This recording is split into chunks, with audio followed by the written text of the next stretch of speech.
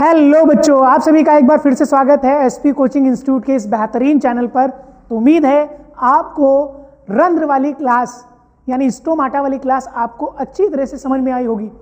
तो इससे पहले जो मैंने क्लास ली थी तो उसमें आपको प्रकाश संश्लेषण के बारे में, जैव प्रक्रम क्या है वो भी समझाया गया था। तो आप अगर देख रहे हैं कंटिन्यूअसली, तो अगर आप पहले पढ़ चुके हैं तो बेटा ये आपका रिवीजन चल रहा है। रिवीजन में आप बहुत अच्छी तरह से चीजों को ये फील कर पाएंगे कि अब आपकी समझ जो है ना, अंडरस्टैंडिंग जो है ना, वो बहुत अच्छी होती जा रही है। तो ये अगर आपके साथ हो रहा है, समझ में आ रहा है, कहीं से आप पहले पढ़े थे, आपने क्लास मिस कर दी थी, तो उम्मीद है आपको ये क्लासेस कभी भी किसी भी टाइम मिल जाएंगी। वैसे मैंने आपके लिए YouTube पर जाएंगे ना तो प्लेलिस्ट जो है ना, जैसे वीडियो आता है, फिर शॉर्ट आता है, फिर प्लेलिस्ट आता है, तो मेरा प्लेलिस्ट वाला जब जाएंगे ना तो प्लेलिस्ट में आपको क्लास 10th पे जब क्लिक करेंगे ना, तो क्लास 10th पे जब आप क्लिक करेंगे सारे आपको 10th के ही लेक्चर मिलेंगे।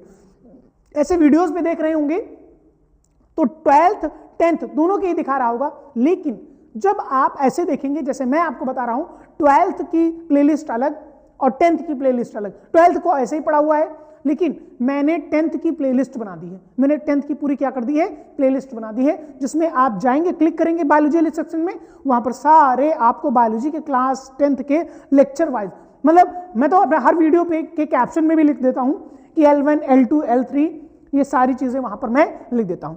तो आज जिस चीज के बारे में हम चर्चा करने वाले हैं वो हमारी होगी क्या, कि विषमपोषी क्या होता है। इससे पहले हम विषमपोषी की परिभाषा आपको बता चुके हैं, यानी कि जो क्या होते हैं बेटा, जो दूसरों पर निर्भर रहते हैं। विषमपोषी वो जीव होते हैं जो क्या होते हैं, दूसरों पर निर्भर रहते हैं। अब हम कहेंगे विषमपोषी के प्रकार क्या होते हैं, विषमपोषी के प्रकार क्या होते हैं, ठीक है। तो पहले परिभाषा ही लिख देता हूं, शायद अगर कुछ बच्चे नए आए हो, पहली बार क्लास ज्वाइन कर रहे हो, तो वो भी उनको भी समझ में आ जाए। तो हम कहेंगे क्या बेटा, हम कहेंगे विषमपोषी, क्या कहेंगे, विषमपोषी। तो विषमपोषी के लिए यानी हेटेरोट्रॉप्स के लिए हेटेरोट्रॉफिक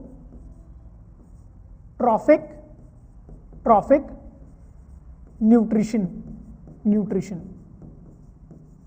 ठीक है, हेटेरोट्रॉफिक न्यूट्रिशन। अच्छा, जब हम हेटेरोट्रॉफिक न्यूट्रिशन की बात करते हैं ना, तो हेटेरोट्रॉफिक न्यूट्रिशन में हम क्या कहेंगे भाई, यहां पर कहेंगे कि ये क्या करेंगे, ये दूसरों पर निर्भर रहते हैं। ये क्या करेंगे, ये दूसरों पर निर्भर रहते हैं, मतलब ये अपना भोजन स्वयं बना नहीं सकते। अपना भोजन स्वयं वही बना सकते हैं जिनमें क्लोरोफिल उपस्थित होगा, यानी हरे पौधे, क्या कहेंगे, हरे पौधे, ठीक है।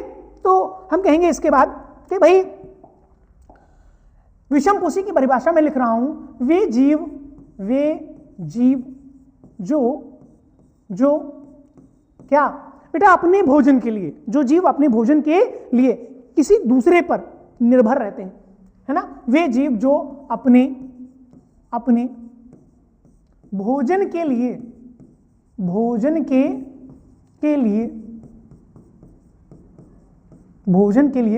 किसी दूसरे पर निर्भर होते हैं, किसी दूसरे पर निर्भर होते हैं।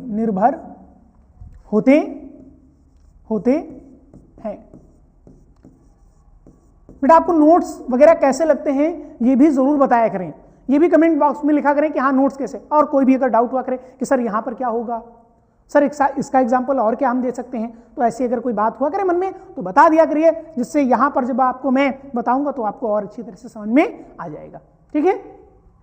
तो हम कहेंगे क्या हो गए, किसी दूसरे पर निर्भर रहते हैं, उसे क्या कहेंगे हम, विषमपोषी। विषम क्या कहेंगे, विषमपोषी कहेंगे। तो अब विषमपोषी के लिखेंगे, विषमपोषी के प्रकार क्या लिखेंगे बेटा,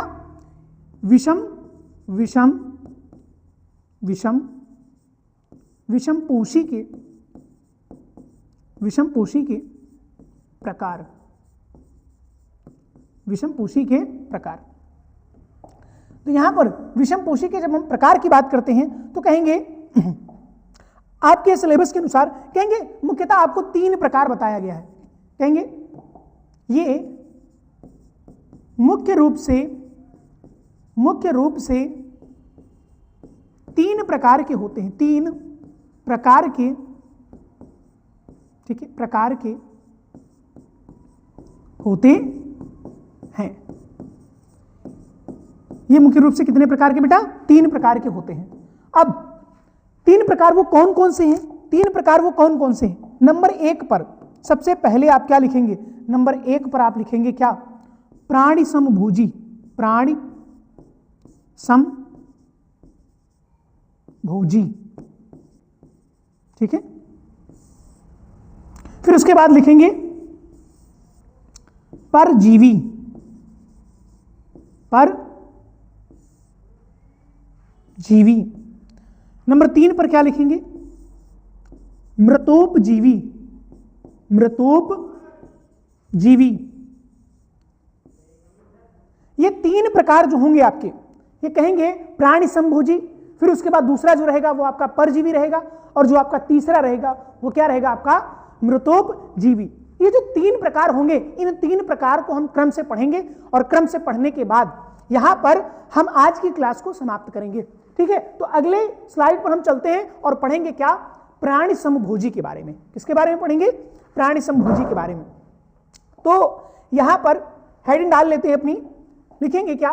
पहली वाली हेडिंग प्राणी समभोजी। प्राणी समभोजी, ठीक है। अब इस प्राणी समभोजी के अनुसार हम क्या कहेंगे? हम क्या कहेंगे?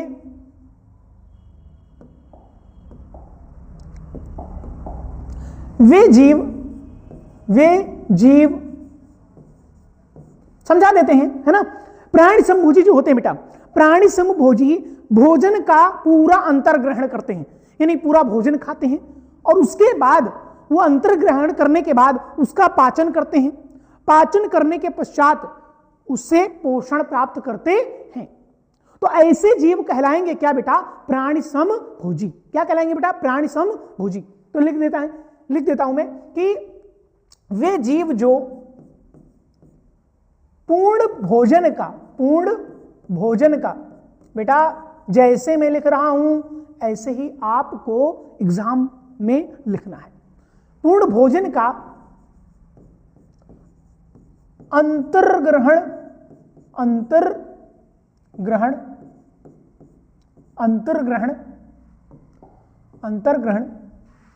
करते हैं तथा उस भोजन का पाचन करके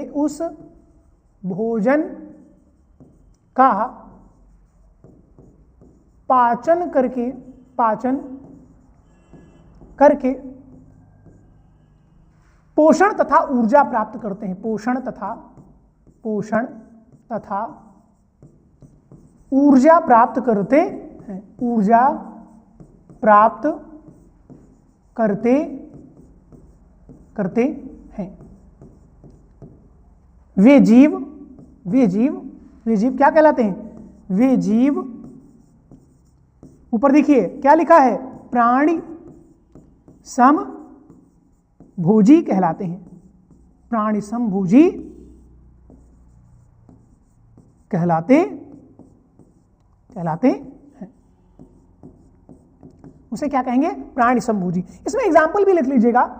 इसमें एग्जाम्पल देखिए, अब इसका एग्जाम्पल, जब हम इसके एग्जाम्पल की बात करते हैं तो इसके एग्जाम्पल में हम कहेंगे भाई प्राणी समभोजी जो होता है ना, वो कहेंगे अमीबा को भी आप जानते होंगे, अमीबा में पोषण करना है।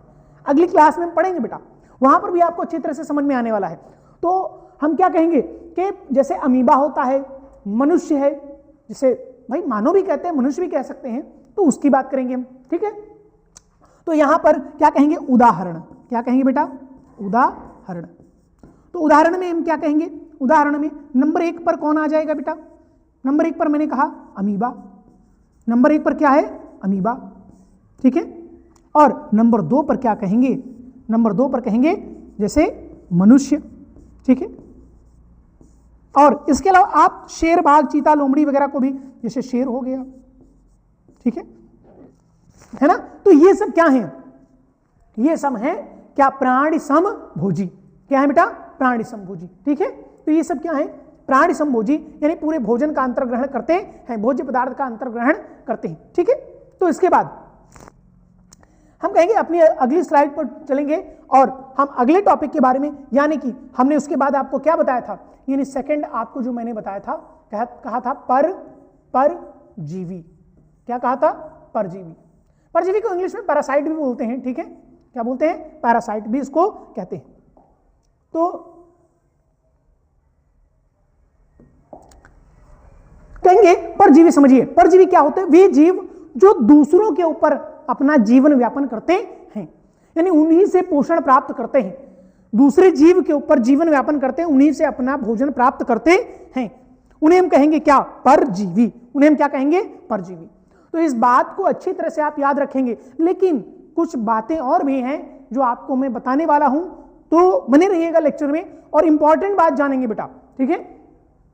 तो कहेंगे यहां पर हम बात कर रहे हैं किसकी? परजीवी। कहेंगे वे जीव जो अपने भोजन के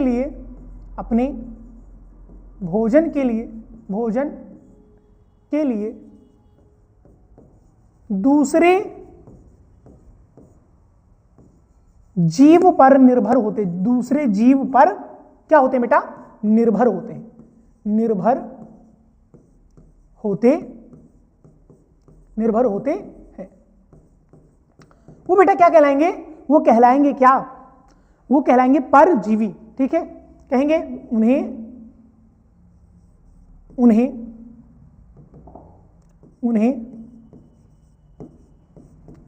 परजीवी कहते हैं, परजीवी कहते हैं। उन्हें क्या कहेंगे? परजीवी कहते हैं। जैसे इसका भी एग्जाम्पल ले लीजिए आप, इसका भी एग्जाम्पल यानी उदाहरण। एग्जाम्पल में आप क्या कहेंगे बेटा? याद रखिएगा इस बात को भी अच्छी तरह से। हम कहेंगे क्या आपने कभी अमरबेल का नाम सुना है? अमरबेल, कभी आपने कोई आम का या कोई पौधा ऐसा देखा होगा जिसमें एक बेल लिपटी रहती है? अमरबेल उसे कहते हैं। उसे क्या कहते हैं? अमरबेल कहते हैं, ठीक है। इधर आप देखिए अमरबेल का आपको डायग्राम इसमें दिखाया जाएगा, ठीक है। तो अमरबेल का इसमें आप डायग्राम भी देख सकते हैं, इधर आपको दिखाई देगा, ठीक है। तो हम कहेंगे कि उदाहरण में कहेंगे अमरबेल। नंबर 1 है क्या? अमरबेल। नंबर 1 उदाहरण में क्या बोलेंगे? अमरबेल, नंबर 1 पर। नंबर 2 जैसे जू वगैरह हो जाते हैं ना, जू, पिस्सू वगैरह, जू और पिस्सू वगैरह, कॉमा करके, यानी तीसरे नंबर पे पिस्सू भी लिख सकते हैं आप, पिस्सू, ठीक है, ठीक है। चौथे नंबर पर खटमल वगैरह भी जानते होंगे, खटमल, जू, पिस्सू, खटमल, ये सब क्या होते हैं? ये सब क्या होते हैं? ये सब परजीवी होते हैं। बेटा एक नोट पॉइंट में डाल लीजिएगा एक चीज, नोट पॉइंट में, वो क्या है समझिए आप। देखिए ये जीव वो जीव हैं, परजीवी जो हैं वो जीव हैं जो किसी दूसरे पर निर्भर होते हैं अपने भोजन के लिए, यानी पाचित पदार्थ ग्रहण करते हैं, जो डाइजेस्टेड होता है उसे ही ग्रहण करते हैं। भाई जो कुत्ते वगैरह होते हैं उनके शरीर पर पिस्सू, खटमल, ठीक है, वो हो जाते हैं, जैसे किलोनी वगैरह, जिसको सामान्य भाषा में किलोनी भी बोला जाता है, ठीक है। देहात क्षेत्र में कई जगहों पर ऐसे बुलाया जाता है। तो वो जो कान में हो जाते हैं उनके, तो वो क्या करते हैं भाई? वो हमारे रक्त से ही, अब रक्त क्या है? रक्त में डाइजेस्टेड मटेरियल होता है, यानी पाचित पदार्थ होता है उसके अंदर, तो वो रक्त से ही अपना पोषण प्राप्त कर रहे हैं। तो कहेंगे जब पाचित पदार्थ ग्रहण कर रहे हैं तो उन्हें किसी भी प्रकार के पाचन तंत्र की आवश्यकता नहीं पड़ेगी, यानी विशिष्ट पाचन तंत्र की आवश्यकता नहीं पड़ेगी। तो हम कहेंगे नोट पॉइंट में, पहला नोट पॉइंट तो ये बना लेंगे कि ये पाचित पदार्थ से भोजन प्राप्त करते हैं,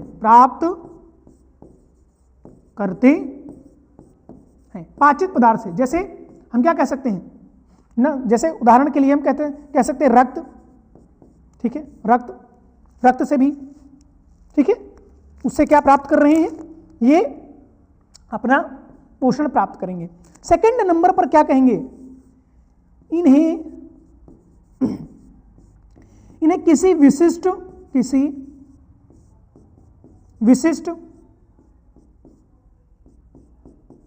विशिष्ट। पाचन तंत्र की आवश्यकता नहीं होती, यही बात अभी बताई मैंने, पाचन तंत्र की आवश्यकता नहीं होती। भाई पाचित पदार्थ ग्रहण कर रहे हैं तो क्यों आवश्यकता होगी, आवश्यकता नहीं होती है। ओके बेटा जी, फिर हम कहेंगे, हम चलेंगे अगले टॉपिक की ओर, जो हमने थर्ड वाला आपको बताया था। हमने क्या कहा था, मृतोपजीवी। क्या कहा था बेटा, कहेंगे हम क्या, मृतोपजीवी, मृतोपजीवी। ठीक है, नंबर 3 पर।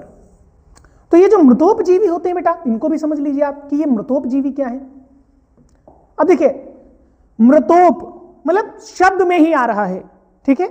पैरासाइट, इसको सैप्रोफिटिक बोलते हैं, ठीक है।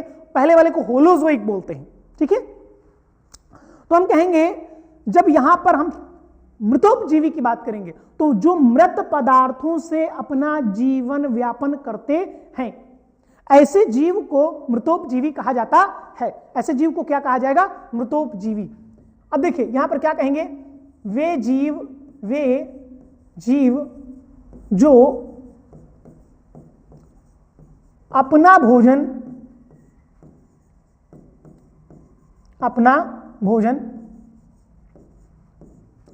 मृत पदार्थों या सड़े गले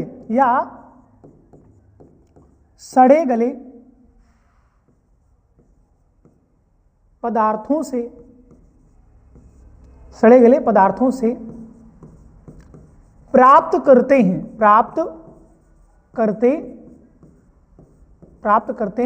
हैं, मृतोपजीवी कहलाते हैं।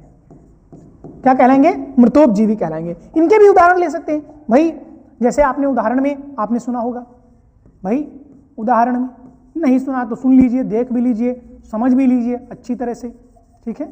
जैसे क्या क्या कहेंगे, जैसे कवक, क्या कहेंगे, कवक को कवक कहें या फिर कह दे फफूंद का भी नाम सुना होगा, फफूंद, ठीक है। कवक या फिर फफूंद। भाई ब्रेड पे क्या होता है, काला काला, कुछ समय तक अगर ब्रेड रखी रहती तो वो काली हो जाती है, तो उसे क्या कहेंगे, फफूंद कहेंगे। वो क्या लग जाती है, फफूंद, ठीक है, फंगस बोलते हैं इसको, ठीक है। और कवक भी इसे बोला जाता है, तो कई बार ऐसा होगा जब ज्यादा समय तक गर्मियों में सब्जी वगैरह रखी रहती है ना, तो उसके ऊपर ऐसे जाल जैसा बन जाता है। अचार के ऊपर देखा होगा, अचार के ऊपर भी फफूंद लग जाती है, तो उसे हम कवक बोलते हैं, ठीक है। तो ये क्या होते हैं, सड़े गले एवं मृत पदार्थों पर अपना जीवन यापन करते हैं, ठीक है। तो इसे कहेंगे क्या, मृतोपजीवी। उम्मीद है आज की क्लास बेटा आपको अच्छी तरह से समझ में आई होगी।